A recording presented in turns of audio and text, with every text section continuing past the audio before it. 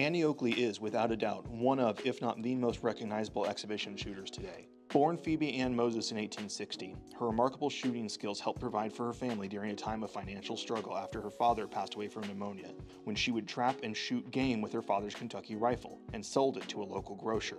By chance, that grocer also happened to sell to a local hotel, where a traveling trick shooter named Frank Butler was coming to put on a show. Butler challenged the local hotel owner that he could outshoot any local and wagered $100 that he could do so. However, that owner knew Annie's grocer, who was selling him products, and arranged to have Annie shoot against Butler. Annie agreed, and Butler was very surprised to be shooting against a young woman, who proceeded to then beat him by a single target. Butler began to court Annie, and the two were shortly married. Annie traveled with her husband, who continued to make his way around America, holding exhibitions and challenging locals, until May Day 1882, when Frank's normal partner was sick. Annie filled in for him, and the rest, as they say, is history. Her skill and charisma won instant favor amongst crowds, and she adopted the stage name that she would forever be known by, Annie Oakley. As part of her travels, in 1884, Annie met Sitting Bull, and the two immediately grew close as part of a mutual respect for each other, and the relationship became so personal that Sitting Bull adopted Annie as a surrogate daughter and gave her the legendary nickname Little Miss Sure Shot. In 1885, she joined the legendary Buffalo Bills Wild West show, and her accomplishments during her tenure there are well documented.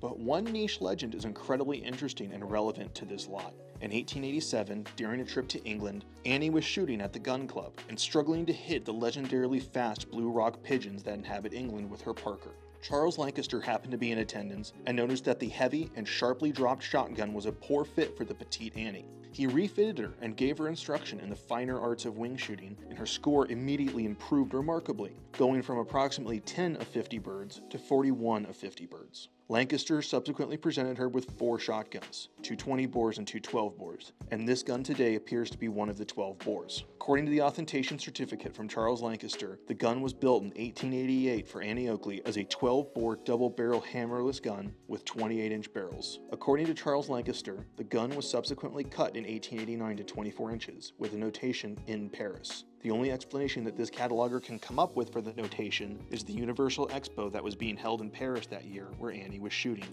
Annie famously preferred Schultz powder, but was forced to use a French powder when her supplies dwindled during her exhibitions. In one of her exhibitions, when she was using the French powder, an incorrect load was used, a wet load instead of a dry load. The gun was damaged by the powder with burst barrels. In 1895, new Whitworth barrels were fitted, as were a new stock, action, bar lock, and forepart, and less than a year later a new action was fitted. Most likely, because of the new barrels in stock, the ejectors were not working correctly and the gun had to be returned to Charles Lancaster to be retuned. The gun reflects these renovations and is fit with 28-inch barrels with a faint Charles Lancaster address and rib, matching serial numbers, appropriate proofs for a choked 12-gauge shotgun, and CL proofs on the barrel for Charles Lancaster. The splinter-tip forearm is point pattern checkered and friction fit. Charles Lancaster box lock action with floral scroll engraving is marked with serial number on the water table and on the tang, and is equipped with double triggers and an automatic safety. Stock is a fairly plain wave grain with Prince of Wales pistol grip, point and wave checkering about the wrist, and is constructed with side panels, a checkered butt, and a German silver vanity plate. A later owner added a stock oval to the toe line and had it rocker engraved with his initials. It's well known that Annie cared much more about the reliability and quality of her guns than the factory engraving and artistic quality, and it appears that this was a gun that she used hard, probably as one of her primary pieces, and had refit several times, which makes sense if she had found a gun she liked, fit her, and found reliable.